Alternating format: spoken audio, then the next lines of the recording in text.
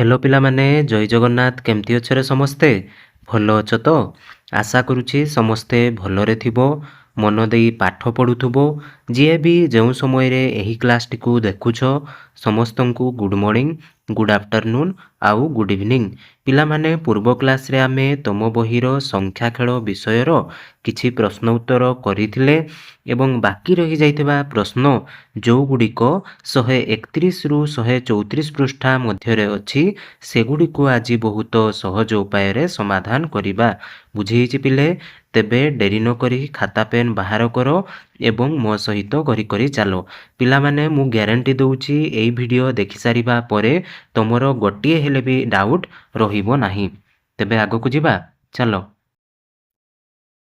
दिया जाइथिबा crypto rhythms को समाधान करो पिलामाने क्रिप्टो रिदम्स कहले कोन तम बही रे जो देइथिला छदमो बेसी अंक तो एई क्रिप्टो रिदम्स को सॉल्व करिबा पई केतोटी नियम अछि पिले जेमिति आमे टिके मने पकेइ दबा क्रिप्टो रिदम्स बा छदमो बेसी संख्या हेउची गोटिए गाणितिक प्रहेलिका बा खेल एठारे अंक जगार ए बी सी भली अक्षर लेखा जाई थाए आमको बुद्धि खटेई सेही अक्षर जगार केउ अंक बसिबो ताहा खोजिबाकू पड़े पिलामाने एई जो क्रिप्टो रिदम्स एइटा विभिन्न प्रकार पिला विभिन्न प्रकार माइंड एप्लाई करिके सॉल्व करिवो जिए जेते जानिछि लसागु गसाकु गुणन हरण विभिन्न प्रकार प्रक्रिया अवलंबन करिकी से सॉल्व करिवो कौन सॉल्व करिबा आमको बाहर करिबाकू हबो एई जो कहिला ए बी सी स्थान रे केउ संख्या हेबो सेईटा आमको फाइंड करिबा पई पड़िबो किछि नियम अछि पिले प्रथम नियम कोन कहूछि गोटिए अक्षर पई केवल गोटिए ही अंक व्यवहार हेबो जोटा कि 0 रु 9 भितरे थिबो जेमिति पिले मु जदि कहिबी ए 5 2 6 एइटी पिले हेबो मने करो ए एइटी हमको दिया हिनी मने करो एइटी जदि आमे 6 2 केते हला पिले 8 हला तार अर्थ माने पिले एई जो ए लिखा हिची एइठी मध्ये 8 हेबो बुझी पारलो ना पिले 8 5 एइठी आसी जिवो 13 ता माने गोटिए लेटर रो मूल्य दुईटी पृथक संख्या बा दुईटी भिन्न भिन्न संख्या हेई पारिबे नाही ए रो मूल्य जदि 5 बाहरिला तेबे ए जोठी व्यवहार हेले मध्य ए रो मूल्य 5 रहिबो सेमिति 2 नंबर कहिला संख्यार प्रथम अक्षर केबे भी शून्य हेबो नाही मने कर पिले गोटिए 2 अंक विशिष्ट संख्या देइछि ए2 माने पिले कोन ए जगार हुए तो 1 2 3 एमिति केते जाई बसी पारिबो न जाई बसी पारिबो किंतु पिले ए बदल रे शून्य हेबो नाही कोन पई हेबो नाही जदि शून्य होई जाउछि तेबे शून्य आ 2 एटा केते हि गला पिले 2 ना आ 2टा गोटिए एक अंक विशिष्ट संख्या तेणु आमे शून्य को प्रथमे रखि पारिबा नाही तेबे देखिबा एही सब प्रश्न गुडिकर समाधान केमिति हेबो प्रथम प्रश्न कहिछि पिले a1 b प्लस कले केते हेबो b0 पिला माने एइठी अछि b ना एइठी अछि 1 तेबे 1 रे केते ऐड कले 0 होबो 0 तो ही पारिबोनी पिले जदि 0 ही पारिबोनी 10 ही पारिबो ना जो 10 रु 0 टा एइठी अछि तेनु आमे कहि पारिबा 1 रे 9 ऐड कले कोन हबो 0 हबो हाथ को जिवो एइठी 1 एइठी रहिला a एइठी रहिला 1 एइठी रहिला b तेबे b रो स्थान केते हेबो एइठी जदि आमे b रो मूल्य 9 पकेइले एइठी मध्य केते हेबो 9 तेबे केते रे 1 मिसिले 9 हेबो पिले 8 रे 1 मिसिले 9 हेबो किंतु पिले एइठी हाथ को नेला एकटा अछि जदि आमे एइठी हाथ को नेला एकटा मिसेइबा 8 1 9 1 10 एइठी पिले 10 ही जाउछि तेनु आमे कोन करिबा ए जो 8 लिखिले 8 स्थान रे नबा 7 सेमिति हेले 7 1 8 1 9 90 आसीछु पिले बुझियला ना पिले तेबे आमे कोन करले ना ए रो मूल्य आमे रखिले 7 एवं बी रो मूल्य रखिले 9 तेबे एई जगटी पूरा पूरी ठीक हला बुझियछि ना पिले सेमिति आमे डबल आई देखिबा ए बी 37 6 ए मने रखो पिले पी जगार 1 पकेली तेबे 1 आउ 7 केते गला पिले 8 हे गला तेबे 8 जदि 8 आसिला ता माने 8 भी मध्य 8 आसीबो कोन पई 8 मध्य ए अछि तेबे 8 आउ 3 11 हेबो ना पिले 6 आसिला कि आसिलानी ना, तेणु आमे बी स्थान रे 1 नहीं पारिबा नहीं। जदि 1 नहीं पारिबा नहीं 2 नहीं देखिबा 2 देखिबा 2 आउ 7 केते आसिला पिले 9। तेबे एइठी मध्य 9 हेबो 9 आउ 3 केते पिले 9 3 12 किंतु एइठी पिले 6 हेबा कथा तेणु एइटा मध्य हेबो नाही। तेणु आमे कोन करिबा गोटिए परे गोटिए पकेई जिबा। मन कर पिले मु 5 नेली 5 नेला परे 7 आउ 5 केते पिले 7 5 12 रु 2 जेहेतु एइठी 2 हेला एइठी मध्य 2 हेबो। एठी तो पिले 3 अछि हाथ को केते जाइछि 1 जाइछि ऊपर अछि सेटा। तेबे देखो ना पिले 3 2 5 1 6 हेला ना नहीं 62 हे गला। तो तेबे आमे लिखि परिबा ए रो मूल्य 2 एवं बी रो मूल्य 5। तेबे एई जोगटी ठीक हेबो। बुझेला पिले ट्रिपल आई कहिला पिले ओ एन आउ गोटे ओ एन कोण आसीबो जोग कले पी आउ ओ आसीबो। तेबे मने कर पिले मु एई एन जगार 1 नेली आमे गोटिए परे गोटिए भैल्यू पुट करिबा देखिबा केउ अंक रखिले एई जोगटी सैटिस्फाई करूछि।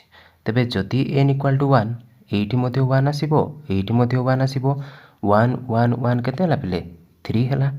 एवं जेहेतु एइठी 3 आमर ओ केते आसिला 3 आसिला तेणु एइठी मध्य मते 3 3 3 पकेइबा को पड़िबो।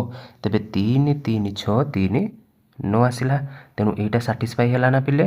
आमे देखिले एन रो मूल्य केते हला 1 ओ रो मूल्य एइठी जेहेतु 3 एइठी मध्य आमे 3 नेले एवं पी रो मूल्य केते आसिला 9 तेणु आमे लिखि परिबा ओ रो मूल्य आसिला 3 एन रो मूल्य आसिला 1। बुझेला ना पिले एवं पी रो मूल्य आसिला 9। आई भी कहिला पिले क्यू आर एवं क्यू आर एड कले केते आसीबो पी आर आर। ता माने पिले एई तीनोटी स्थान रे जेते लिखिबी एइठी मध्य सेते लिखिबी। तेबे मने कर मु 1 लिखुची 1 1 1 1 2 3 हे गला एइठी तो 3 आसी गला किंतु एठी आमे केते धरिथिले पिले 1 1 1 किंतु एठी आसी गला 3 जेहेतु आर लेखा आइछि तेणु एइठी मध्य 1 आसीबा कथा। तेबे पिले आमे केते नेले तीनोटी बा चारोटी जाको समान हबो केते पिले आमे नेबा 5 एइठी नेबा 5 5 5 केते गला पिले 15 रु 5 हाथ को गला 1 एइठी हेबो पिले 8 8 8 24 1 25 255। तेबे एइटा ही जिवो सठिक उत्तर। बुझी हिचे पिले नेक्स्ट देखिबा 5 नंबर कहिला पिले पी क्यू गुणन 8 गुणन कले आसीबो आर एस। आमे मने कर पिले क्यू स्थान रे नबा 2 तेबे 8 गुणन हेले 8 दुणा ही गला केते 16 रु 6 हाथ को गला 1 8 मने कर पिले 1 देली 8 के 8 आउ 1 मिसी केते ही गला 9 ही गला। तेणु आमे कहि परिबा पी समान 1 क्यू समान 2 आर समान 9 एवं एस समान होउछि 6। पिला माने यारो अलगा मध्य उत्तर हेइ परिबो। आमे विभिन्न प्रकार पिला विभिन्न प्रकार चिंताधारा अनुसारे समाधान करि परिबे। बुझी हिचे ना सेमिति पिले vi को जदि आमे देखिबा gh गुणन h गुणन कले केते आसीबो 9k आसीबो पिले। एइठी जेहेतु h दुईटी समान देइछि तेणु आमे लिखि परिबा 2 आउ 2 2 दुणे हे गला पिले 4 सेमिति मने कर एठी मु केते देबी 4 2 चौक 8 किंतु पिले एइठी केते कहूछि 9 हेबो कहूछि तेणु एइटा हेइ परिबो नाही। तेबे मने कर पिले एई स्थान रे मु 4 दउछि तेबे 4 चौक केते हे गला 16 हे गला 16 रु 6 हाथ को गला 1 एइठी पिले मु 2 देबी 4 दुणे 8 1 9 हे गला। तेबे एई उत्तर आमर एई प्रश्नटा को सैटिस्फाई करिछि तेणु आमर उत्तर हेइ जिवो g equal to 2 h equal to 4 एवं k इक्वल टू 6। नियम कौन कहितला पिले गोटिए लेटर पाई केवल गोटिए संख्या ही हेबो गोटिए लेटर पाई दुईटी संख्या हेइ परिबो नाही।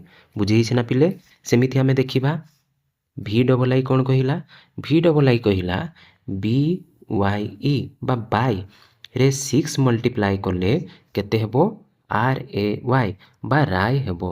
तेबे पिला माने एइठी उत्तर केते ही परिबो मने कर पिले आमे नेबा y स्थान रे नेबा 0 तेबे 0 इंटू 6 केते गला पिले 0 एटा संभव कि ई एवं वाई रो मूल्य तो समान ही गला तेणु 0 नहीं पारिबा नहीं जदि 0 नहीं पारिबा नहीं मने कर पिले मु नेली ई स्थान रे नेली 1 1 इंटू 6 केते हला पिले 6 जेहेतु वाई रो मूल्य 6 हला एइठी मध्ये हमकु 6 लिखिबा को पड़िबो तेबे 636 36 रु गला 6 पिले देखो ना एई दुईटी समान ही गला ए एवं वाई केबे समान ही पारिबो कि नाइ ना तेणु आमे एइटा मध्ये नै पारिबा नाही मने कर पिले मु ई स्थान रे नउछि 5 तेबे 6 गुणन 5 6 पंचांग 30 30 रु आसिला 0 जेहेतु एइठी 0 हला एइठी मध्ये होबो 0 ठीक ना नाही 6 पंचांग 30 रु 0 हाथ को गला 3 6 शून्य 0 3 उली गला 8 को तेणु बी केते देबा बी आमे किछि भी संख्या दे परिबा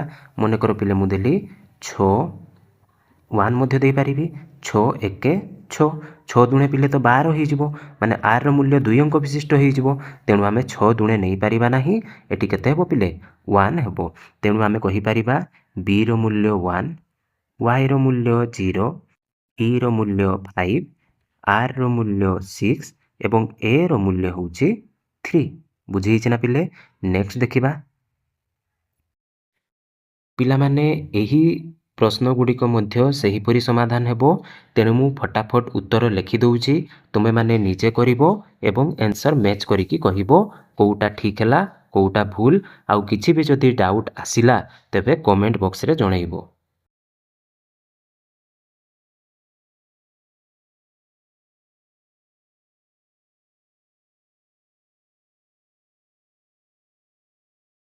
हेई वाला पिले नेक्स्ट देखिबा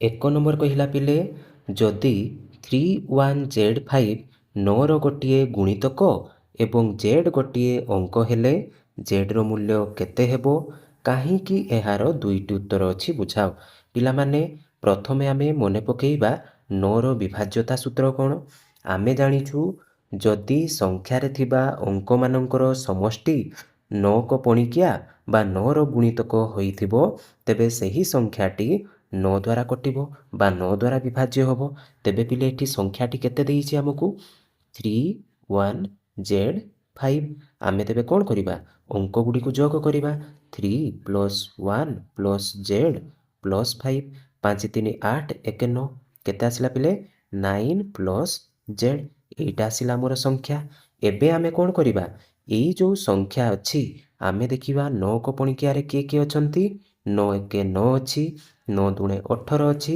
सेमिति 9 3 27 मध्ये अछि आमे चेष्टा करिबा Z स्थान रे केते रखिले 9 हबो आमे कहि परिबा 9 + 0 तेबे केते आसीबो पिले 9 सेमिति Z स्थान रे केते रखिले 18 हबो आमे कहिबा 9 + 9 रखिले 18 हबो तेणु Z रो दुईटी मूल्य आमे पाइले गोटे हला 0 आ गोटे हला 9 पिला माने 27 पाई परिबा कि पाई परिबा नाही कोन पाई 9 रे सर्वाधिक आमे केते जोग करि परिबा 9 कोन पाई 10 जदि जोग करूचे 10 तो गोटे 2 अंक विशिष्ट संख्या हो जाउचे तेणु आमे जोग करि परिबा नाही तेणु 9 एवं 18 पाइबा पाई यथाक्रमे आमे 0 एवं 9 को मिसेइबा बा Z रो मूल्य केते पिले 0 एवं 9 तेबे आमे लेखिबा केमिति देखो आमे लेखिबा एक संख्यार अंक गुड़िकर समष्टि जदि 9 रो गुणितक हुए तेबे सही संख्याटी 9 द्वारा विभाज्य होबो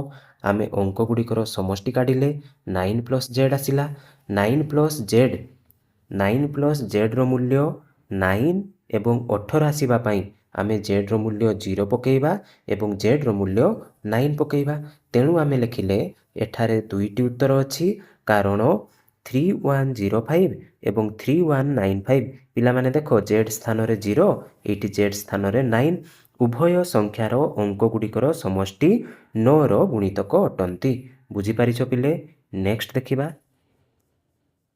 2 नंबर कहूची पिले आशीष कहूची मु नेइथिबा गोटिए संख्या को 12 द्वारा भाग कले भागशेष 8 रही थाए तेबे पिले संख्याटी केते हेबो आमे आगरु मध्ये पढिचे 12a + 8 लिखि परिबा ना सेमिति पिले मु 12 रो गुणितक ठारू 4 कम थिबा आउ एक संख्या निए तेबे 12 रु कम थिबा संख्याटी केते हेबो पिले 12a বা 12b ମାଇନସ୍ 4।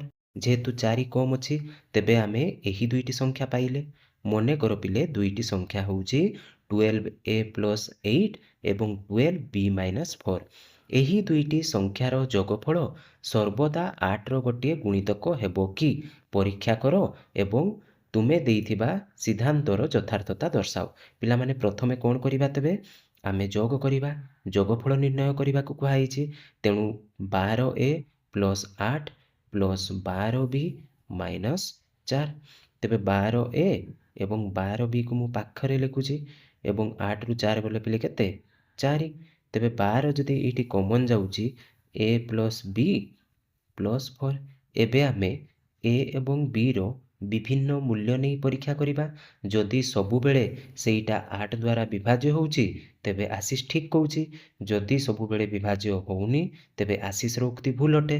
ତେବେ ଦେଖିବା ଆମେ କେମିତି ଲେଖିବା। ପ୍ରଥମ ସଂଖ୍ୟା ପିଲେ କେତେ ନେଇଥିଲେ ଆମେ? 12a plus 8। ଦ୍ୱିତୀୟ ସଂଖ୍ୟାଟି 12b ମାଇନସ୍ 4। ଯେହେତୁ ସେ କହିଥିଲା ଯୋଗଫଳ ତେଣୁ ତାର ସମଷ୍ଟି କେତେ ଆସିଲା ପିଲେ? 12a plus b plus 4। ମନେକର ଆମେ a ଇକ୍ୱାଲ୍ ଟୁ 2 ଏବଂ b ଇକ୍ୱାଲ୍ ଟୁ 4 ରଖିଲେ। a ର ମୂଲ୍ୟ 2, b ର ମୂଲ୍ୟ 4 ଆସିଗଲା। ତେବେ ଆମର ମୋଟ କେତେ? 76। 76ଟା ପିଲେ 8ର ଗୁଣିତକ କି? 8ର ପଣିକିଆରେ 76 ଅଛି କି ପିଲେ? ନାହିଁ ନା। ତେଣୁ 8ର ଗୁଣିତକ ନୁହେଁ। କିନ୍ତୁ ପିଲେ ଯଦି ମୁଁ ନେଉଛି a ଇକ୍ୱାଲ୍ ଟୁ 3 ଏବଂ b ଇକ୍ୱାଲ୍ ଟୁ 4 ତେବେ ମୋର ଆସୁଛି 88। ପିଲାମାନେ ଏଇଟା ତ କରିପାରିବ ତମେ। କେମିତି ହେଇଛି ପ୍ଲସ୍ ମାଇନସ୍ର କଥା ଆଉ। 88ଟା 8ର ଗୁଣିତକ ନା ପିଲେ 11 ଅଷ୍ଟାଙ୍ଗ 88। ତେଣୁ ଆମେ କହିପାରିବା ସମଷ୍ଟି ସର୍ବଦା 8ର ଗୁଣିତକ ହୁଏ ନାହିଁ। ବେଳେବେଳେ 8ର ଗୁଣିତକ ହୁଏ, ବେଳେବେଳେ 8ର ଗୁଣିତକ ହୁଏ ନାହିଁ। ତେଣୁ ଆଶିଷର ଦାବି ଭୁଲ ଅଟେ। ଆଶିଷ କ'ଣ କହିଥିଲା ପିଲେ? ସେ କହିଥିଲା ସବୁବେଳେ ଯୋଗଫଳ ଯେତେ ଆସିବ ସେଇଟା 8 ଦ୍ୱାରା ବିଭାଜ୍ୟ ହେବ। କିନ୍ତୁ ଆମେ ପରୀକ୍ଷା କରି ଦେଖିଲେ ସବୁବେଳେ 8 ଦ୍ୱାରା ବିଭାଜ୍ୟ ହେଉନାହିଁ। ବୁଝିହେଇଛି ନା ପିଲେ? ନେକ୍ସଟ ଦେଖିବା। କେତେବେଳେ 3ର ଦୁଇଟି ଗୁଣିତକର ଯୋଗଫଳ 6ର ଗୋଟିଏ ଗୁଣିତକ ହେବ ଏବଂ କେତେବେଳେ ହେବ ନାହିଁ। ସମସ୍ତ ସମ୍ଭାବ୍ୟ ପରିସ୍ଥିତିକୁ ବିଚାରକୁ ନେଇ ଏଥିପାଇଁ ସାଧାରଣ ସିଦ୍ଧାନ୍ତ ନିର୍ଣ୍ଣୟ କର। ପିଲାମାନେ କ'ଣ କହିଲା? 3ର ଦୁଇଟି ଗୁଣିତକର ଯୋଗଫଳ। ମନେକର ଦୁଇଟି ଗୁଣିତକ ଗୋଟେ ହେଲା 3a ଏବଂ ଗୋଟିଏ 3b। କ'ଣ ପାଇଁ 3a ଏବଂ 3b ନିଆଗଲା? ଆମେ ଜାଣିଛୁ 3a 3ର ଗୁଣିତକ ହେବ, 5a 5ର ଗୁଣିତକ ହେବ, 6a 6ର ଗୁଣିତକ ହେବ। କ'ଣ ପାଇଁ? a 6 ସହିତ ଗୁଣନ ହେଇକି ଅଛି। ସେମିତି ପିଲେ ଯେହେତୁ 3ର ଦୁଇଟି ଗୁଣିତକ କହିଛି ତେବେ 3a ଏବଂ 3b ନେଲି। ତାଙ୍କର ସମଷ୍ଟି ବା ଯୋଗଫଳ କେତେ ହେବ? 3a plus 3b। 3a plus 3b ପିଲେ 3 କମନ୍ ଆସିଲେ କେତେ ରହିବ? ବ୍ରେକେଟ୍ ଭିତରେ ରହିବ a ପ୍ଲସ୍ b। ବୁଝିହେଇଛି ନା? 3 ଇଣ୍ଟୁ a ପ୍ଲସ୍ b ସଂଖ୍ୟାଟି 6ର ଗୁଣିତକ ହେବା ପାଇଁ ଏହା ଉଭୟ 2 ଓ 3 ଦ୍ୱାରା ବିଭାଜ୍ୟ ହେବା ଦରକାର। ଆମେ ଜାଣିଛୁ 6ର ବିଭାଜ୍ୟ ସୂତ୍ର ଉଭୟ 2 ଓ 3 ଦ୍ୱାରା ବିଭାଜ୍ୟ ହେଉଥିବା ଦରକାର। ଆମେ ଆଗରୁ ଜାଣୁ ଯେ ଏହା 3 ଦ୍ୱାରା ବିଭାଜ୍ୟ। କ'ଣ ପାଇଁ ପିଲେ? ଯେହେତୁ 3 ଗୁଣନ ହେଇକି ଅଛି। ତେଣୁ ଯଦି ଏଇ ସମଷ୍ଟିଟି ବା a ପ୍ଲସ୍ b ଏକ ଯୁଗ୍ମ ସଂଖ୍ୟା ହୁଏ ତେବେ ଏହା 6ର ଏକ ଗୁଣିତକ ହେବ। ଠିକ୍ ନା ନାହିଁ ପିଲେ?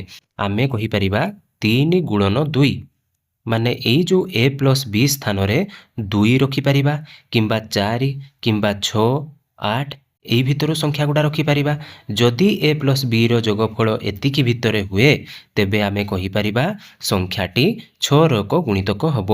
ତେବେ ପିଲେ ଯଦି a ପ୍ଲସ୍ b ଯୁଗ୍ମ ହୁଏ ତେବେ ସମଷ୍ଟି 6 ଦ୍ୱାରା ବିଭାଜ୍ୟ ହେବ ଏବଂ ଯଦି a ପ୍ଲସ୍ b ଅଯୁଗ୍ମ ହୁଏ ତେବେ ସମଷ୍ଟି 6 ଦ୍ୱାରା ବିଭାଜ୍ୟ ହେବ ନାହିଁ। ଏଣୁ 3ର ଦୁଇଟି ଗୁଣିତକର ସମଷ୍ଟି 6ର ଏକ ଗୁଣିତକ ହେବ ଯେତେବେଳେ ଉଭୟ 3ର ଯୁଗ୍ମ ଗୁଣିତକ ହୋଇଥିବେ କିମ୍ବା ଉଭୟ 3ର ଅଯୁଗ୍ମ ଗୁଣିତକ ହୋଇଥିବେ। ତା ମାନେ ପିଲେ ଏଇ ଯେଉଁ a ଆଉ b ନେବା, ଏକ ତ ଦୁଇଟା ସାରା ଯୁଗ୍ମ ହେଇଥିବେ, 2 ଆଉ 4 କେତେ ହେଇଗଲା ପିଲେ? 6। ଠିକ୍ ନା ନାହିଁ? ସେମିତି ନହେଲେ ଦୁଇଟି ଯାକ ଅଯୁଗ୍ମ ହେଇଥିବେ ଯେମିତିକି 3 ଆଉ 5। 5 3 କେତେ ପିଲେ? 8। ଆମେ ଜାଣୁ ଅଯୁଗ୍ମ ସଂଖ୍ୟା ଦ୍ୱୟର ଯୋଗଫଳ ମଧ୍ୟ ଯୁଗ୍ମ ସଂଖ୍ୟା।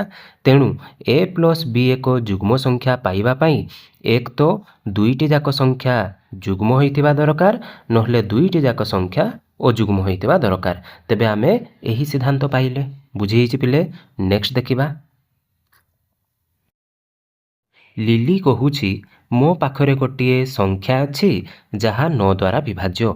आमे जानिछु 9 रो विभाज्य सूत्र अंक मानकर समष्टि। आमे अंक गुड़िक जोग करिबा जदि सेही अंक गुड़िक 9 को पणिकिया बा 9 रो गुणितक होइतिबो तेबे संख्याटी 9 द्वारा विभाज्य। मु संख्याटीर अंक को ओलटाई देले एहा मध्य 9 द्वारा विभाज्य हबो बोली किए कहूछि पिले लिली कहूछि 9 रो जेकोसी गुणितक पई एही गाणितिक अनुमान केते दूर ठीक परीक्षा कर। मनकर पिले गोटे संख्या अच्छी 810 पिला माने 810 9 द्वारा विभाज्य कि नुहे 8 + 1 + 0 जेहेतु जोगफल 9 आसुची तेणु 9 द्वारा विभाज्य। एबे से कहूछि मु जो एई संख्या नेइछि तार अंक गुड़िक ओलटई देवी। मनकर पिले मु लिखिली 180 किंबा 108 तेबे मध्य पिले 1 + 8 + 0 आसीबो तेबे मध्य 9 ही आसीबो।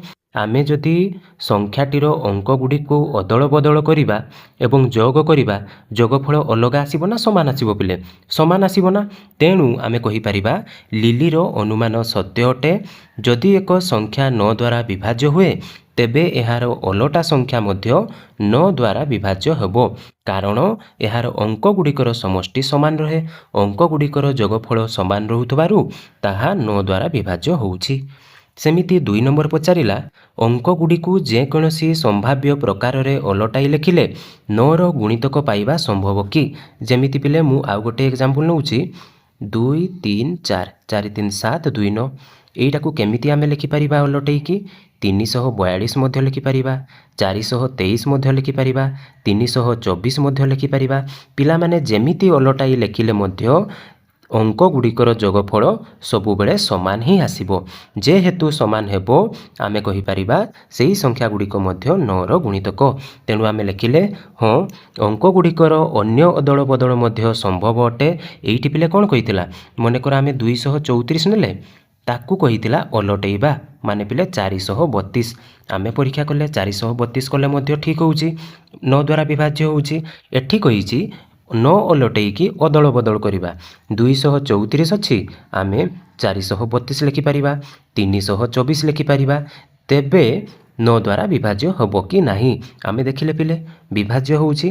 तेणु आमे लिखिले 9 द्वारा विभाज्य एक संख्यार अंक गुड़िकर जेकोसी पुनःसज्जा परे गठित संख्याटी पुणी 9 द्वारा विभाज्य हबो कारण अंक गुड़िकर समष्टि परिवर्तन हुए नाही। आमे जेमिति ओलटेइकी लेखिले मध्य अंक मानकर समष्टि परिवर्तन होबो नाही। ठीक ना नहीं पिले नेक्स्ट देखिबा तेबे जदि 48A23B 18 रो गोटे गुणितक हुए तेबे ए और बी पाई समस्त मूल्य जोड़ी लेख। पिला माने केते रो गुणितक कहिछि 18 रो गुणितक। आमे 18 रो विभाज्य सूत्र शिखिछु कि हाँ पिला माने जानू केमिति आमुको जदि 12 रो विभाज्य सूत्र पचारे तेबे केते केते गुणन कले 12 हबो 3 आउ 4। तेणु आमे कहि परिबा जेउ संख्या उभय 3 एवं 4 द्वारा विभाज्य सेही संख्याटी 12 द्वारा विभाज्य। सेमिति जदि पचारे 15 रो विभाज्य सूत्र केते केते गुणन कले 15 हबो 3 आउ 5। तेबे आमे कहि परिबा जेउ संख्या उभय 3 आउ 5 द्वारा विभाज्य सेही संख्याटी 15 द्वारा विभाज्य। सेमिति पिले एइठी कहिछि 18 18 रो विभाज्य सूत्र केमिति आसीबो जेउ संख्या उभय 2 एवं 9 द्वारा विभाज्य सेही संख्याटी 18 द्वारा विभाज्य। बुझी पारलो ना पिले तेबे से कोन कहिला एई जो संख्या देइछि 48A23B 18 रो गोटे गुणितक माने पिले 18 द्वारा विभाज्य।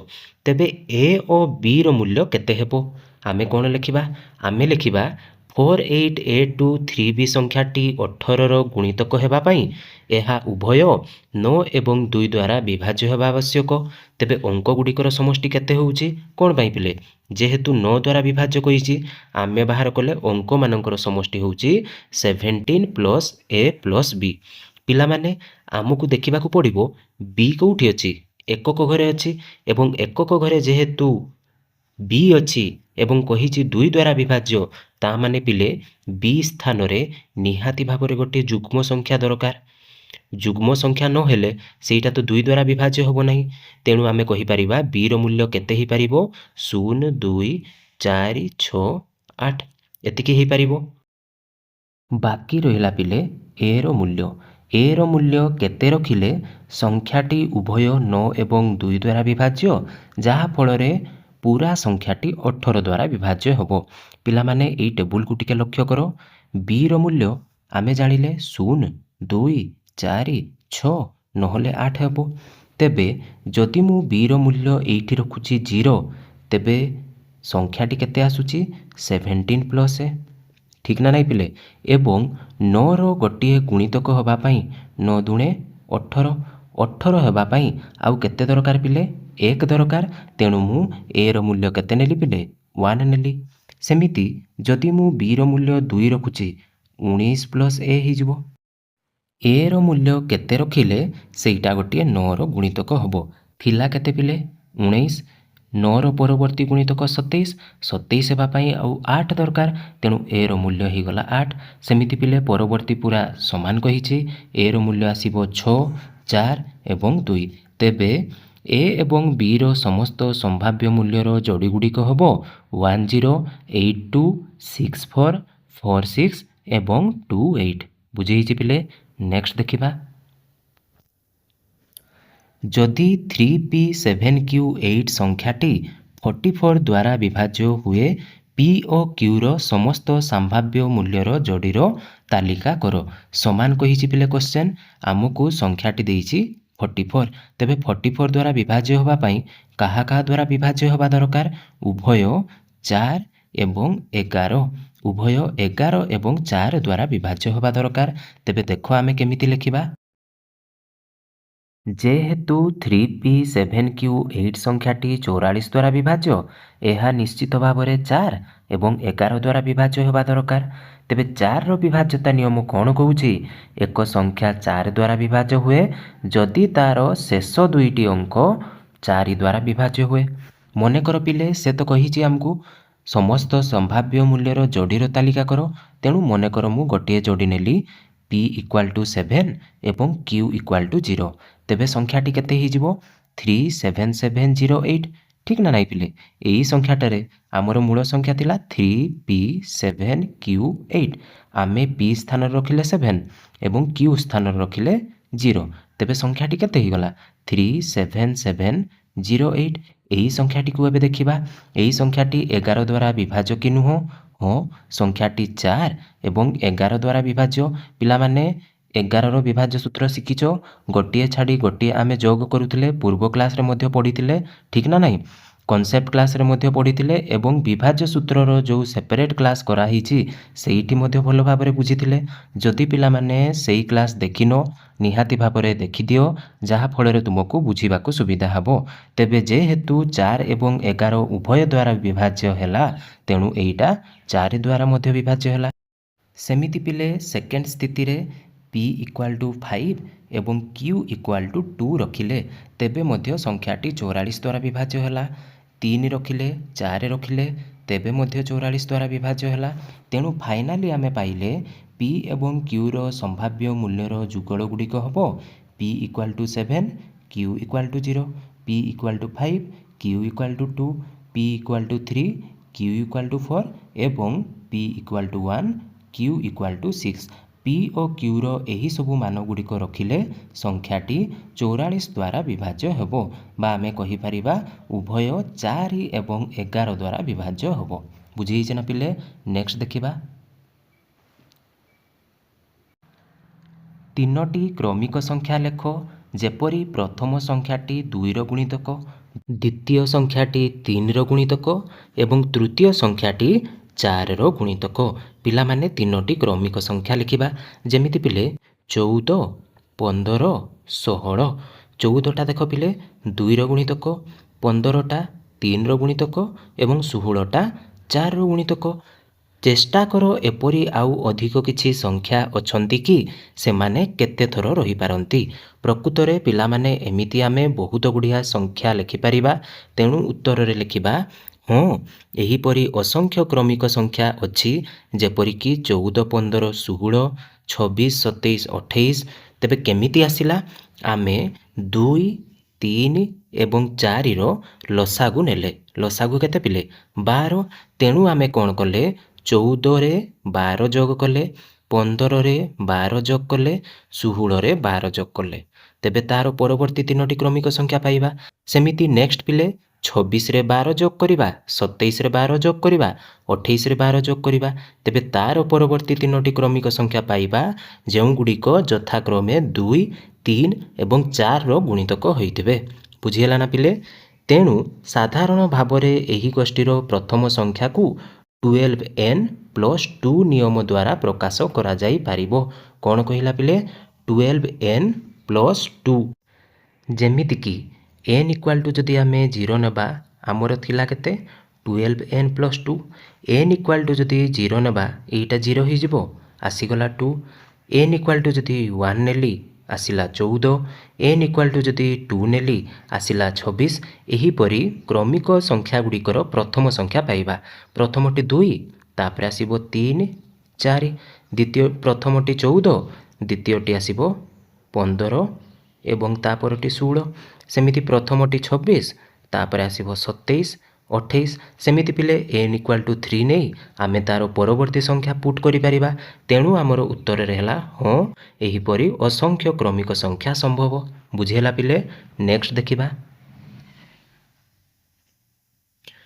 45,000 ଏବଂ 47,000 ମଧ୍ୟରେ 36ର କେତୋଟି ଗୁଣିତକ ଅଛନ୍ତି ଲେଖ। ତୁମେ ଅବଲମ୍ବନ କରିଥିବା ଉପାୟକୁ ନିଜ ଶ୍ରେଣୀରେ ଆଲୋଚନା କର। ଏହି ପ୍ରଶ୍ନର ଉତ୍ତର ପିଲାମାନେ ଆମେ ଗୋଟିଏ ଟ୍ରିକ୍ ହିସାବରେ କରିବା। ଯଦି ତୁମକୁ ଟ୍ରିକ୍ଟି ପସନ୍ଦ ଆସିବ ନିହାତି ଭାବରେ ଗୋଟିଏ ସୁନ୍ଦର କମେଣ୍ଟ କରିଦେବ, ଯାହାଫଳରେ ମୁଁ ଜାଣିପାରିବି ଏଇ ଟ୍ରିକ୍ଟି ତୁମକୁ ଭଲ ଲାଗିଛି। ପ୍ରଥମେ ପିଲେ ଆମେ 1ରୁ 47,000 ଭିତରେ ଥିବା 36ର ଗୁଣିତକ ଗୁଡ଼ିକୁ ନିର୍ଣ୍ଣୟ କରିବା। କେମିତି ବାହାର କରିବା? 47,000 ହରଣ 36 କରିବା। 47,000 ହରଣ 36 କଲେ ଭାଗଫଳ କେତେ ଆସିବ ପିଲେ? 1305 ଆସିବ। ସେମିତି ପିଲେ ଆମେ 1ରୁ 45,000 ଭିତରେ ଥିବା 36ର ଗୁଣିତକ କାଢ଼ିବା। କେମିତି କାଢ଼ିବା? 45,000 ହରଣ 36। 45,000 ହରଣ 36 କଲେ ଭାଗଫଳ ଆସିବ 1250। ତାପରେ ଆମେ ଦୁଇଟିକୁ ବିୟୋଗ କରିଦେବା। ତେବେ ଯଦି ବିୟୋଗ କରିଦେବା ଆମକୁ ମିଳିଯିବ 45,000ରୁ 47,000 ମଧ୍ୟରେ 36ର କେତୋଟି ଗୁଣିତକ ଅଛନ୍ତି। ବିୟୋଗ କଲେ କେତେ ଆସିବ ପିଲେ? 55। ତେବେ ଏଇଟା ହେଇଯିବ ଆମର ଉତ୍ତର। କିନ୍ତୁ ପିଲେ ଗୋଟିଏ କଥା ମନେ ରଖ, ଯେତେବେଳେ ତୁମକୁ କହିଥିବ ମଧ୍ୟରେ, କ'ଣ ପିଲେ?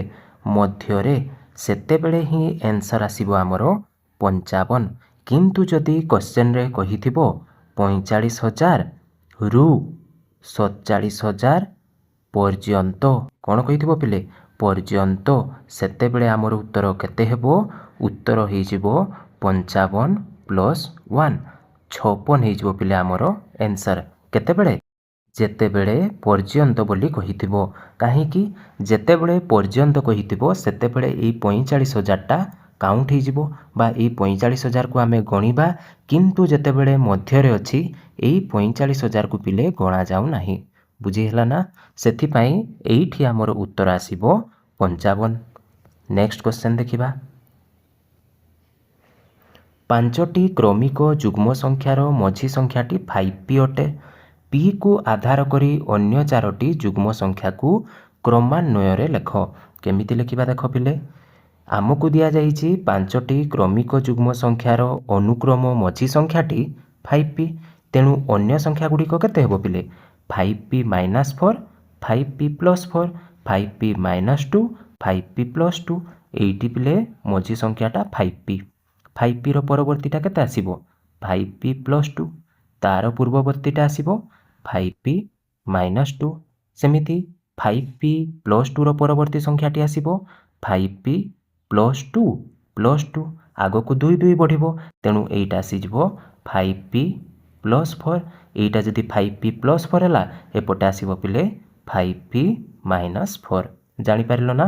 ତେଣୁ ସଂଖ୍ୟା ଗୁଡ଼ିକ 5p minus 4, 5p minus 2, 5p, 5p plus 2 ଏବଂ 5p ପ୍ଲସ୍ 4। ବୁଝିହେଇଛି ପିଲେ? ନେକ୍ସଟ ଦେଖିବା 10 ନମ୍ବର କହିଲା ପିଲେ 15 ଦ୍ୱାରା ବିଭାଜ୍ୟ 6 ଅଙ୍କ ବିଶିଷ୍ଟ ଗୋଟିଏ ସଂଖ୍ୟା ଲେଖ। ଯେପରିକି ଅଙ୍କଗୁଡ଼ିକୁ ଓଲଟାଇ ଲେଖିଲେ ମିଳୁଥିବା ସଂଖ୍ୟା 6 ଦ୍ୱାରା ବିଭାଜ୍ୟ ହେବ। ପିଲାମାନେ କ'ଣ କହିଲା? 15 ଦ୍ୱାରା ବିଭାଜ୍ୟ। 15 ଦ୍ୱାରା ଗୋଟିଏ ସଂଖ୍ୟା କେତେବେଳେ ବିଭାଜ୍ୟ ହେବ? ଯେତେବେଳେ ସଂଖ୍ୟାଟି 3 ଏବଂ 5 ଉଭୟ ଦ୍ୱାରା ବିଭାଜ୍ୟ ହେଉଥିବ। ସେମିତି ପିଲେ 6 ଦ୍ୱାରା କେତେବେଳେ ବିଭାଜ୍ୟ ହେବ? ଯେତେବେଳେ ସଂଖ୍ୟାଟି ଉଭୟ 3 ଏବଂ 2 ଦ୍ୱାରା ବିଭାଜ୍ୟ ହେଉଥିବ। ତେବେ ପିଲାମାନେ ପ୍ରଥମେ ଆମେ ଦେଖିବା 15 ଦ୍ୱାରା ବିଭାଜ୍ୟ 6 ଅଙ୍କ ବିଶିଷ୍ଟ ଗୋଟିଏ ସଂଖ୍ୟା। ତା ମାନେ ପିଲେ ଏକକ ଅଙ୍କରେ ନିହାତି ଭାବରେ 5 ରହୁଥିବ ଏବଂ ସଂଖ୍ୟା ଗୁଡ଼ିକର ସମଷ୍ଟି ନିହାତି 3ର ଗୁଣିତକ ହେଉଥିବ। ତେବେ ସଂଖ୍ୟାଟି ପିଲେ କେତେ ହେବ? 6 3 0 2 5 5। ବୁଝିପାରିଲ ନା ପିଲେ? ଦେଖ ନା, ଏଇଟା ଯେହେତୁ ଏକକ ଘରେ 5 ଅଛି, ତେଣୁ ନିହାତି ଭାବରେ 5 ଦ୍ୱାରା ବିଭାଜ୍ୟ ଏବଂ ଅଙ୍କ ଗୁଡ଼ିକର ସମଷ୍ଟି ନିହାତି ଭାବରେ 3 ଦ୍ୱାରା ବିଭାଜ୍ୟ ହେଉଛି। ଯଦି ସଂଖ୍ୟାଟିକୁ ଓଲଟାଇ ଲେଖିଲେ କେତେ ହେବ ପିଲେ? 5 5 2 0 3 6। 6 ଅଛି ମାନେ ପିଲେ ନିହାତି ଭାବରେ 2 ଦ୍ୱାରା ବିଭାଜ୍ୟ ଏବଂ ଅଙ୍କ ଗୁଡ଼ିକର ସମଷ୍ଟି ତ ବଦଳିବ ନାହିଁ, ତେଣୁ ସେଇଟା 3 ଦ୍ୱାରା ବିଭାଜ୍ୟ ହେଲା। ତେଣୁ ମନେ ରଖ ପିଲେ, ସଂଖ୍ୟାଟି 55 20 36 ଏମିତି ମନେ ରଖିପାରିବ। 55 20 36। ନେକ୍ସଟ ଦେଖିବା ପିଲେ। ଦୀପକ କହିଲା 11ର କିଛି ଗୁଣିତକ ଅଛି ଯାହାର 2 ଗୁଣ ମଧ୍ୟ 11ର ଗୁଣିତକ ହେବ, କିନ୍ତୁ 11ର ଆଉ କିଛି ଗୁଣିତକ ଅଛନ୍ତି ଯାହାର 2 ଗୁଣ 11ର ଗୁଣିତକ ନୁହନ୍ତି। ପ୍ରଥମେ ପିଲେ ଆମେ 11ର ଗୁଣିତକ ଗୁଡ଼ିକୁ ଦେଖିବା। 11ର ଗୁଣିତକ ଗୁଡ଼ିକ ହେଲା 11 1 11, 11 2 22, 33, 44, 55, 66 ସେମିତି ଆଗକୁ ବଢ଼ିକି ଯାଇଛି। ପ୍ରଶ୍ନ କହୁଛି ଯାହାର 2 ଗୁଣ ମଧ୍ୟ 11ର ଗୁଣିତକ ହେବ।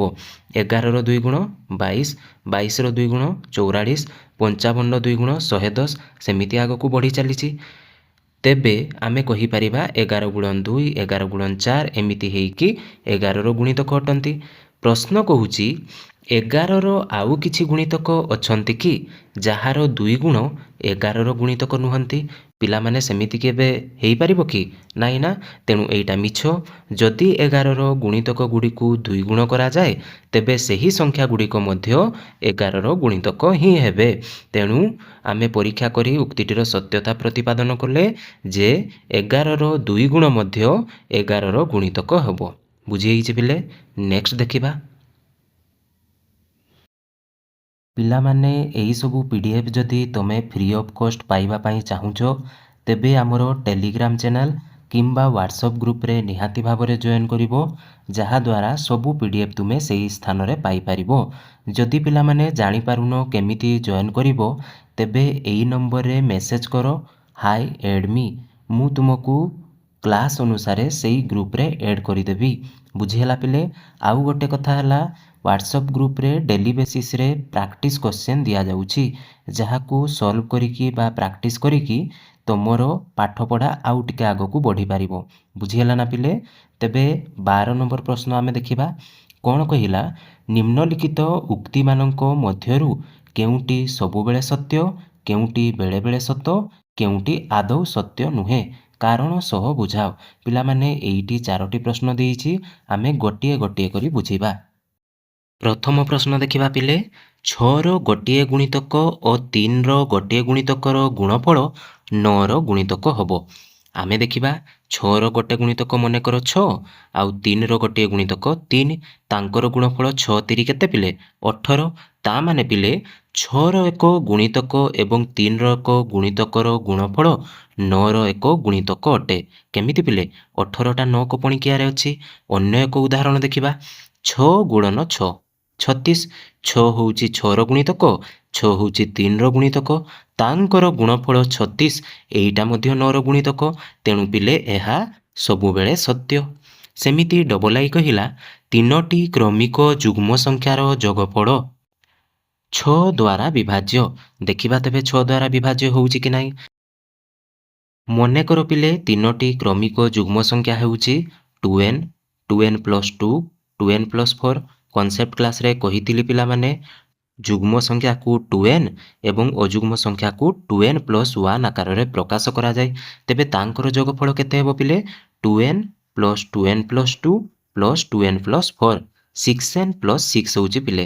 ତେବେ 6n ପ୍ଲସ୍ 6ରେ 6 କମନ୍ ବାହାରିବ ନା, 6 ହୋଲ୍ ଇଣ୍ଟୁ n ପ୍ଲସ୍ 1 ଏବଂ ଯେହେତୁ n ପ୍ଲସ୍ 1ରେ 6 ଗୁଣନ ଅଛି ତେଣୁ ଏହି ସଂଖ୍ୟାଟି 6 ଦ୍ୱାରା ବିଭାଜ୍ୟ।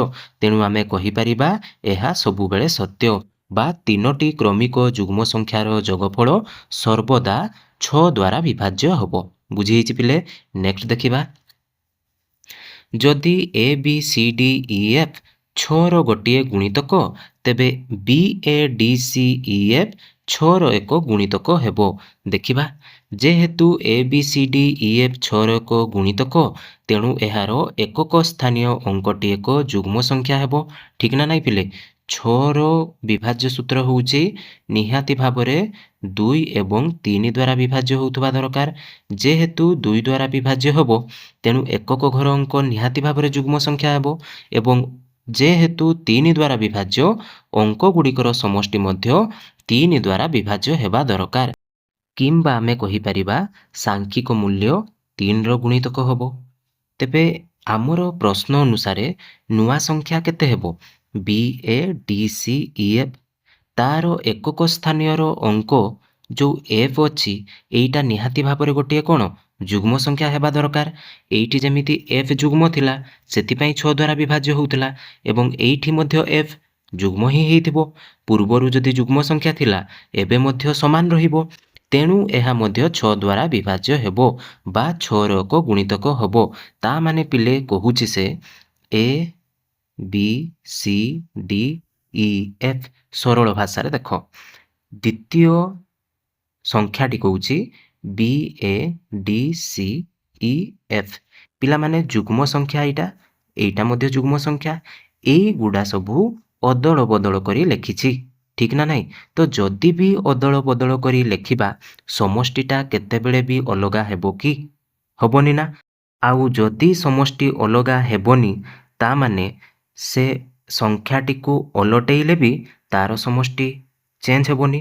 ତେଣୁକରି ଏହା 3 ଦ୍ୱାରା ମଧ୍ୟ ବିଭାଜ୍ୟ ହେଉଛି। ତେଣୁକରି ଆମେ କହିପାରିବା ଏହା ସର୍ବଦା ସତ୍ୟ। ବୁଝିହେଇଛି ନା ପିଲେ? ନେକ୍ସଟ ଦେଖିବା, ଆଇଭି ନମ୍ବର କହୁଛି ପିଲେ ଏହି ସଂଖ୍ୟାଟି 12ର ଏକ ଗୁଣିତକ ଅଟେ। ପ୍ରଥମେ ଏହାକୁ ଆମେ ସମାଧାନ କରିବା। 8 into 7b minus 3 minus 4 into 11b plus 1।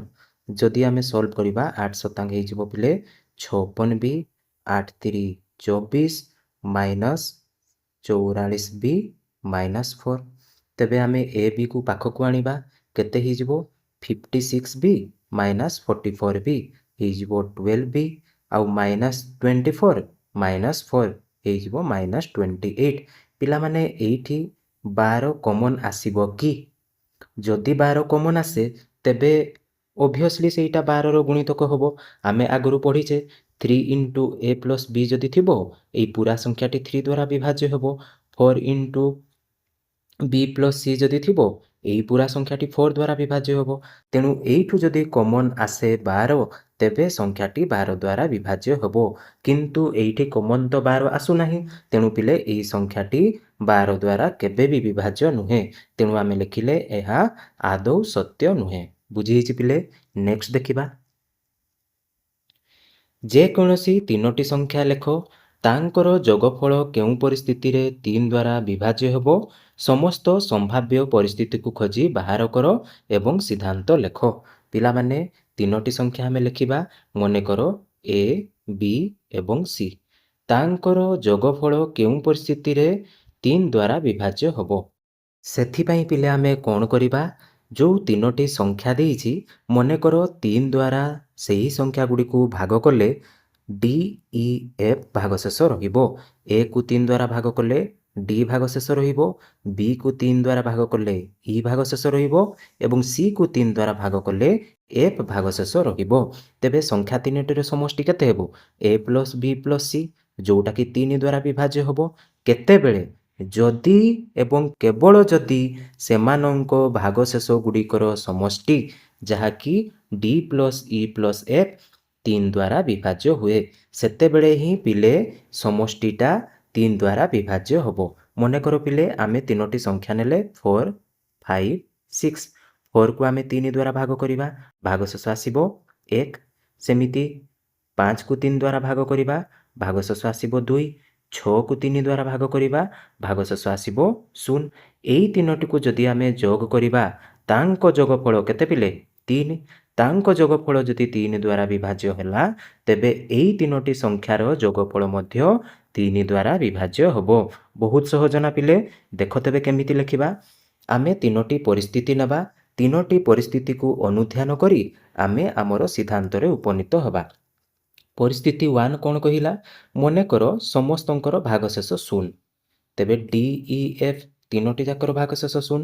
ଆଉ ଭାଗଶେଷ ଗୁଡ଼ିକର ଯୋଗଫଳ କେତେ ହେଉଛି? 0 + 0 + 0, ଯେଉଁଟାକି 0 ଆସିବ, 3 ଦ୍ୱାରା ବିଭାଜ୍ୟ। ସେମିତି ମନେକର ସମସ୍ତଙ୍କର ଭାଗଶେଷ 1, ଡି ମଧ୍ୟ 1, ଇ ମଧ୍ୟ 1 ଏବଂ ଏଫ୍ ମଧ୍ୟ 1। ତେବେ ମଧ୍ୟ ସେଇଟା 3 ଦ୍ୱାରା ବିଭାଜ୍ୟ ହେବ।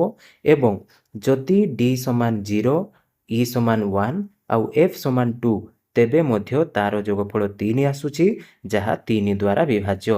ସରଳ ଭାଷାରେ କହିବାକୁ ଗଲେ ପିଲେ ତିନୋଟି ସଂଖ୍ୟାର ଯୋଗଫଳ 3 ଦ୍ୱାରା ବିଭାଜ୍ୟ ହେବ। କେତେବେଳେ? ଯେତେବେଳେ ତିନୋଟି ଯାକ ସଂଖ୍ୟାର ଭାଗଶେଷ ସମାନ ରହୁଥିବ। ଏଇଠି ଯେମିତି ପିଲେ ଡି ଇ ଏଫ୍ = 0, ତିନୋଟି ଯାକ ଭାଗଶେଷ ସମାନ। ଏଇଠି ସେମିତି ଡି ଇ ଏଫ୍ ଭାଗଶେଷ ରହିଲା 1, ତିନୋଟି ଯାକର ଭାଗଶେଷ ସମାନ। ଏବଂ ଆଉ କେଉଁ ପରିସ୍ଥିତି? ଯେଉଁ ପରିସ୍ଥିତିରେ ତିନୋଟି ଯାକ ସଂଖ୍ୟାର ଭାଗଶେଷ ଭିନ୍ନ ଭିନ୍ନ, ଯେମିତିକି 0, 1, 2 ଏମିତିକା ଯଦି ରହୁଥିବ ତେବେ ମଧ୍ୟ ସେଇଟା 3 ଦ୍ୱାରା ବିଭାଜ୍ୟ ହେବ। ମନେକର ଗୋଟିଏର ଭାଗଶେଷ 2, ଆଉ ଗୋଟେର 3, ଆଉ ଗୋଟେର 5। 5, 3, 8, 2, 10। ଏଇଟା ପିଲେ 3 ଦ୍ୱାରା ବିଭାଜ୍ୟ କି? ନାଇଁ ନା। ତେଣୁ ଏଇ ସଂଖ୍ୟା ଗୁଡ଼ିକ ହେବନି। ବୁଝି ହେଉଛି ନା ପିଲେ?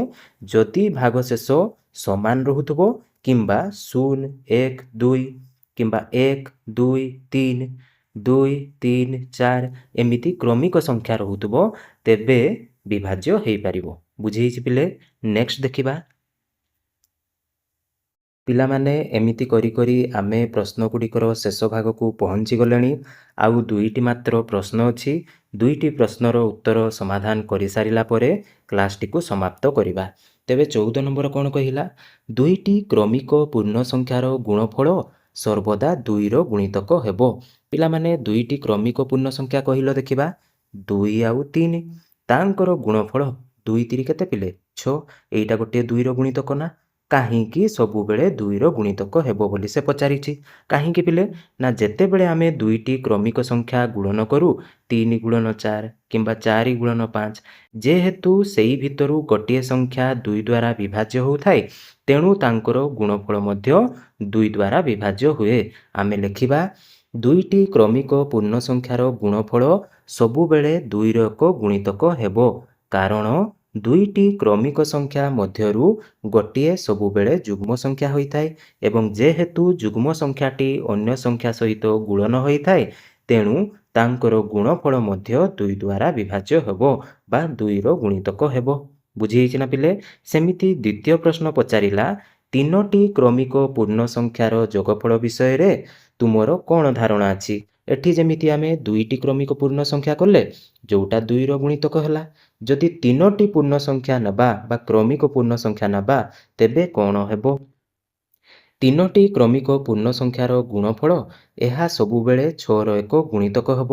କାରଣ ଏହି 3ଟି ସଂଖ୍ୟା ମଧ୍ୟରୁ ଅତି କମ୍ରେ ଗୋଟିଏ 2 ଦ୍ୱାରା ଏବଂ ଗୋଟିଏ ସବୁବେଳେ 3 ଦ୍ୱାରା ବିଭାଜ୍ୟ ହୋଇଥାଏ।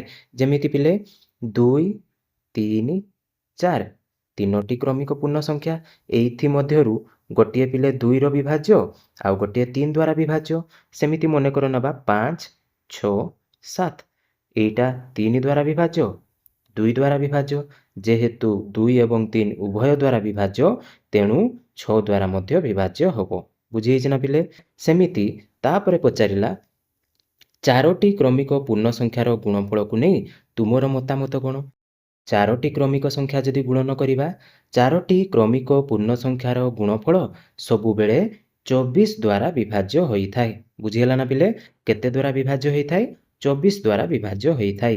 ସେହିପରି ପଚାରିଛି 5ଟି କ୍ରମିକ ପୂର୍ଣ୍ଣ ସଂଖ୍ୟା। 5ଟି କ୍ରମିକ ପୂର୍ଣ୍ଣ ସଂଖ୍ୟାର ଗୁଣଫଳ ସବୁବେଳେ 120 ଦ୍ୱାରା ବିଭାଜ୍ୟ ହୋଇଥାଏ। ମନେ ରଖ ପିଲେ, 2ଟି କ୍ରମିକ ପୂର୍ଣ୍ଣ ସଂଖ୍ୟାର ଗୁଣଫଳ ସବୁବେଳେ 2 ଦ୍ୱାରା ବିଭାଜ୍ୟ।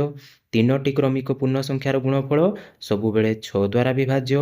4ଟି କ୍ରମିକ ପୂର୍ଣ୍ଣ ସଂଖ୍ୟାର ଗୁଣଫଳ ସବୁବେଳେ 24 ଦ୍ୱାରା ବିଭାଜ୍ୟ ଏବଂ 5ଟି କ୍ରମିକ ପୂର୍ଣ୍ଣ ସଂଖ୍ୟାର ଗୁଣଫଳ ସବୁବେଳେ 120 ଦ୍ୱାରା ବିଭାଜ୍ୟ। ବୁଝିହେଇଛି ନା ପିଲେ? ନେକ୍ସଟ ଦେଖିବା। ନିମ୍ନଲିଖିତ କ୍ରିପ୍ଟୋରିଦିମ୍ସ ବା ଛଦ୍ମବେଶୀ ସଂଖ୍ୟାଗୁଡ଼ିକୁ ସମାଧାନ କର। ପିଲାମାନେ ଅଲରେଡ଼ି ଆମେ ଏମିତି କ୍ୱେଶ୍ଚନ୍ କରିସାରିଛୁ। ମୁଁ ଫଟାଫଟ ଆନ୍ସର କରିଦେଉଛି, ଦେଇକି ଆଗକୁ ବଢ଼ିବା।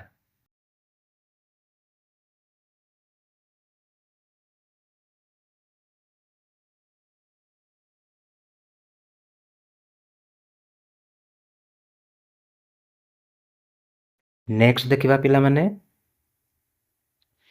ନିମ୍ନଲିଖିତ ଭେନ୍ ଚିତ୍ରଗୁଡ଼ିକ ମଧ୍ୟରୁ କେଉଁଟି 4, 8 ଓ 32ର ଗୁଣିତକମାନଙ୍କ ମଧ୍ୟରେ ସମ୍ପର୍କକୁ ଦର୍ଶାଉଛି? ପିଲାମାନେ ଏଇ 4ଟି ଅପସନ୍ ଭିତରୁ କେଉଁଟି ଉଭୟ 4, 8 ଓ 32ର ଗୁଣିତକମାନଙ୍କ ମଧ୍ୟରେ ଥିବା ସମ୍ପର୍କକୁ ଚିତ୍ରିତ କରୁଛି? ପିଲାମାନେ ଏହି ଭେନ୍ ଡାଇଗ୍ରାମକୁ ବୁଝିବା ପାଇଁ ଗୋଟିଏ ସୁନ୍ଦର କନସେପ୍ଟ କହୁଛି, ସେଇଟା ଆଗେ ବୁଝିନିଅ, ଦେଖିବ ଏଇଟା କରିଦେବ। ମନେକର ପିଲେ, ଆକବର ଏବଂ ସୁଦୀପ୍ତ ବୋଲି 2 ଜଣ ପିଲା ଥିଲେ। କିଏ? ଆକବର ଆଉ ସୁଦୀପ୍ତ। ଆକବର କୋଚିଂକୁ କେବଳ ବିସ୍କିଟ୍ ଖାଇକି ଆସିଛି। କ'ଣ? କେବଳ ବିସ୍କିଟ୍ ଖାଇକି ଆସିଛି ଏବଂ ସେଇଠି ସୁଦୀପ୍ତ ବିସ୍କିଟ୍ ତ ଖାଇଛି, ବିସ୍କିଟ୍ ସାଙ୍ଗରେ ସିଏ ଆଉ କ'ଣ ଖାଇଛି? କ୍ଷୀର ମଧ୍ୟ ପିଇଛି। ବୁଝିଗଲା ପିଲେ? ତ ମୁଁ କହିପାରିବି କି ଆକବର ଯାହା ଖାଇଛି ସେଇ ସବୁ ସୁଦୀପ୍ତ ମଧ୍ୟ ଖାଇଛି, କିନ୍ତୁ ସୁଦୀପ୍ତ ଯାହା ଖାଇଛି ତାହା ଆକବର ଖାଇନାହିଁ। ଠିକ୍ ନା ନାହିଁ? ତେଣୁ ଆମେ ଯଦି ଏଇ 2 ଜଣ ସାଙ୍ଗଙ୍କ ମଧ୍ୟରେ ଭେନ୍ ଡାଇଗ୍ରାମ ବନେଇବା, ତେବେ ଏଇଟା ଆସିବ। ଆକବରର ସମସ୍ତ ଗୁଣ ବା ଆକବର ଯାହା ଖାଇଛି ସେଇ ସବୁ ସୁଦୀପ୍ତ ମଧ୍ୟ ଖାଇଛି। ତେଣୁ ପିଲେ ଏଇଠି ଆମେ କହିପାରିବା ଯେଉଁ 3ଟି ସଂଖ୍ୟା ଦେଇଛି 4, 8 ଆଉ 32, 32ର ସମସ୍ତ ଗୁଣିତକ ପିଲେ 4ର ଗୁଣିତକ ଏବଂ 8ର ଗୁଣିତକ ମଧ୍ୟରେ ଅଛି। ମାନେ ପିଲେ 32ଙ୍କ ପଣିକିଆରେ ଯେଉଁ ସଂଖ୍ୟା ଗୁଡ଼ିକ ବି ଆସେ, ସବୁ ସଂଖ୍ୟା ଗୁଡ଼ିକ 8ଙ୍କ ପଣିକିଆ ଏବଂ 4ର ପଣିକିଆରେ ଅଛି। ତେଣୁ ପିଲେ IV ଅପସନ୍ଟା ଦେଖ, 32ର ସମସ୍ତ ଗୁଣିତକ 8 ଏବଂ 4ର ଗୁଣିତକ ମଧ୍ୟରେ ଆସୁଛି। ତେଣୁ ଅପସନ୍ IVଟା ଆମର ଠିକ୍ ହେବ। ତେବେ ପିଲାମାନେ ଫାଇନାଲି ଆମେ ଏହି ସଂଖ୍ୟାର ଖେଳ ବିଷୟଟିକୁ ପୁରାପୁରି ଶେଷ କଲେ। ଆଶା କରୁଛି ତୁମେ ସବୁ ଗଣିତ ଗୁଡ଼ିକୁ ନିଜ ଖାତାରେ ସୁନ୍ଦର ଭାବରେ ନୋଟ୍ କରିଦେଇଥିବ। ଏବେ ତୁମର କାମ ହେଉଛି ପୁରା ଚାପ୍ଟରକୁ ଆଉ ଥରେ ଭଲ ଭାବରେ ରିଭିଜନ୍ କରିବ। ଆଜିର ଏହି ଲାଷ୍ଟ କ୍ଲାସ୍ କେମିତି ଲାଗିଲା ମୋତେ କମେଣ୍ଟ ବକ୍ସରେ ନିହାତି ଜଣେଇବ। ନେକ୍ସଟ କ୍ଲାସ୍ ଆମେ ତୁମର 6ଠ ଅଧ୍ୟାୟ ବାଣ୍ଟିଲେ ବଢ଼େ ଏହି ବିଷୟଟି ଆରମ୍ଭ କରିବା। ଯଦି ପିଲାମାନେ ନେକ୍ସଟ କ୍ଲାସ୍ଟି ସର୍ବପ୍ରଥମେ ଦେଖିବାକୁ ଚାହୁଁଛ, ଏବେ ହିଁ ଚ୍ୟାନେଲକୁ ସବସ୍କ୍ରାଇବ୍ କରି ଘଣ୍ଟି ଆଇକନ୍କୁ ପ୍ରେସ୍ କରିଦିଅ। ଯଦି ଭିଡ଼ିଓଟି ଭଲ ଲାଗିଛି ତେବେ ଗୋଟିଏ ଲାଇକ୍ କରି ନିଜ ସ୍କୁଲ ଏବଂ ଟ୍ୟୁସନ୍ ସାଙ୍ଗମାନଙ୍କ ସହିତ ସେୟାର କରିଦିଅ। ଆଜି ପାଇଁ ତେବେ ପିଲେ ଏତିକି ଥାଉ। ଏମିତି ମନ ଦେଇ ପାଠ ପଢ଼ୁଥାଉ ଆଉ ଆଗକୁ ବଢ଼ୁଥାଉ। ରହୁଛି ପିଲେ, ଜୟ ଜଗନ୍ନାଥ।